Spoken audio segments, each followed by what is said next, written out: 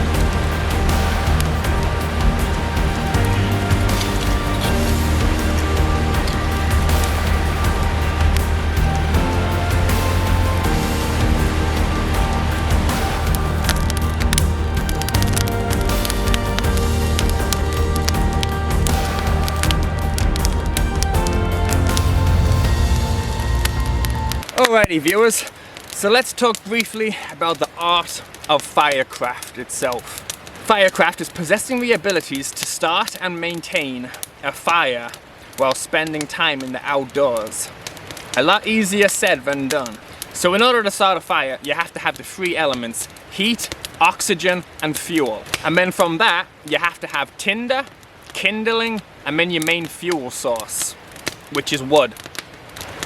For my tinder is the initial, what's going to take that spark and what's going to ignite. What is the birth of your fire?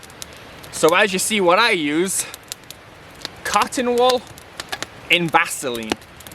Out of everything I've tried, it's the most reliable. One single spark, it ignites, and that's your result. Don't need gas, don't need newspaper, you don't need those cheap fire starter blocks you get from the dollar store.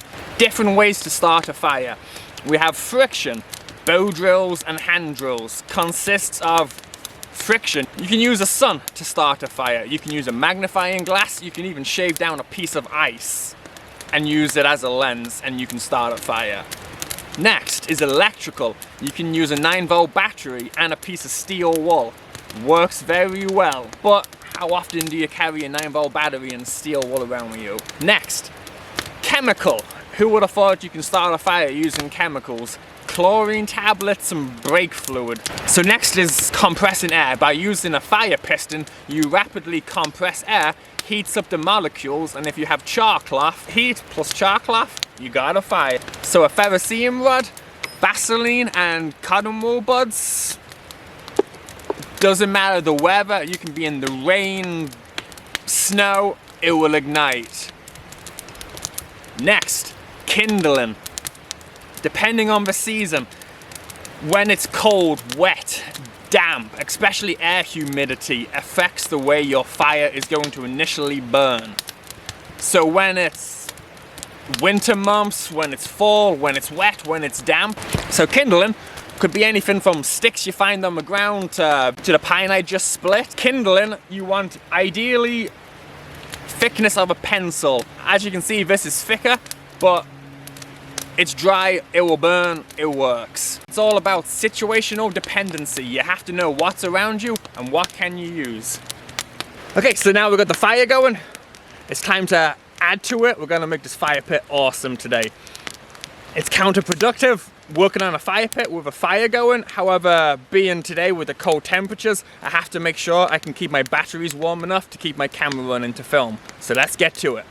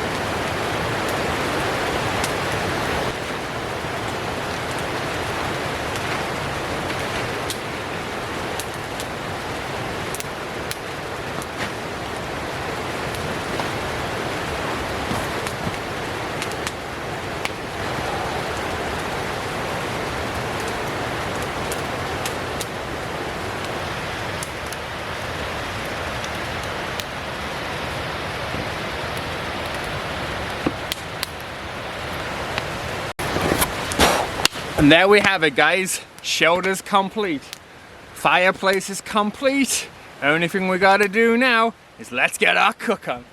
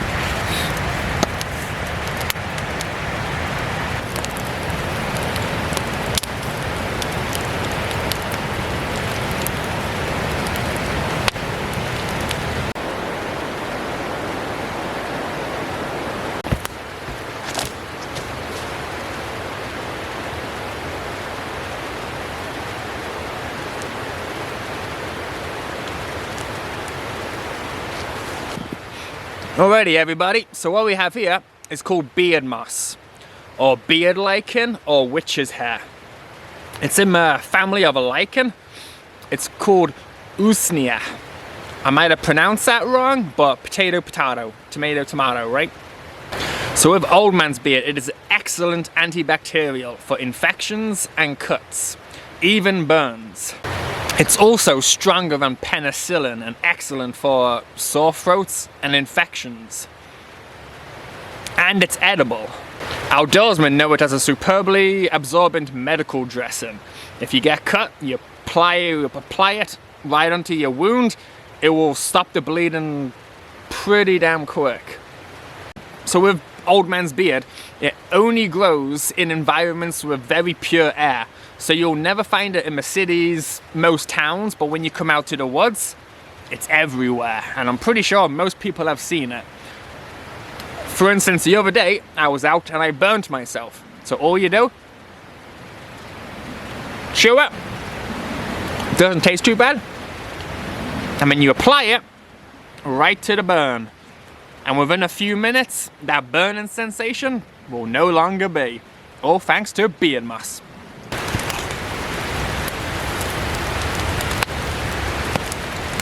Oh yeah.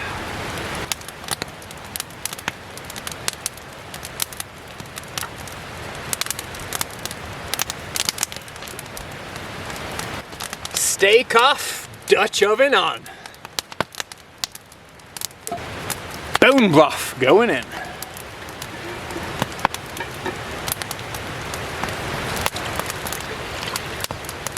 Soya sauce going in.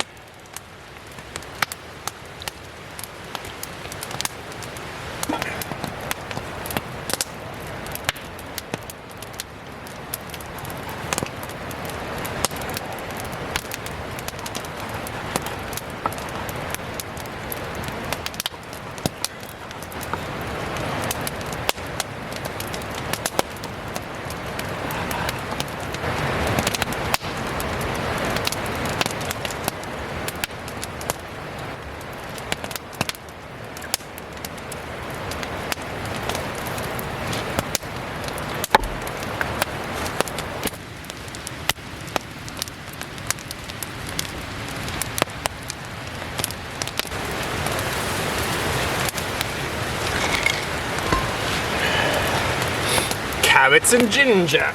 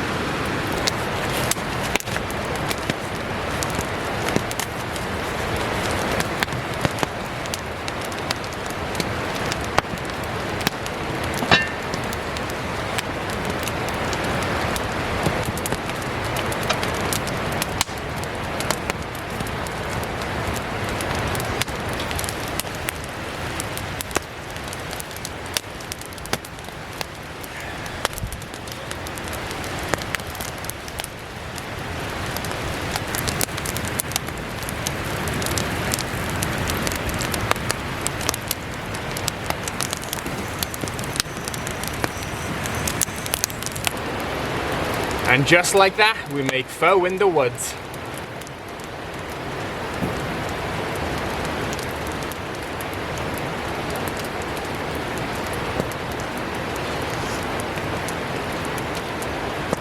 It's just that simple, guys.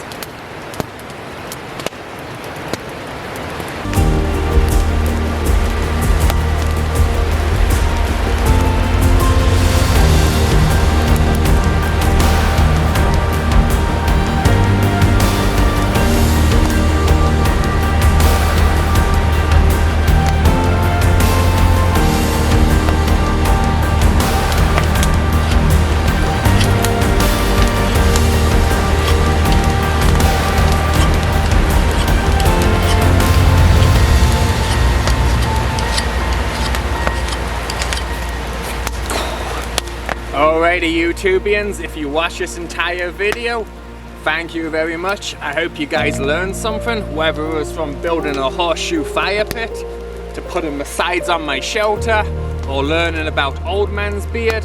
I hope this video was very informative for you guys. Until the next one, stay wild, stay free, stay in the woods. BT Adventures out.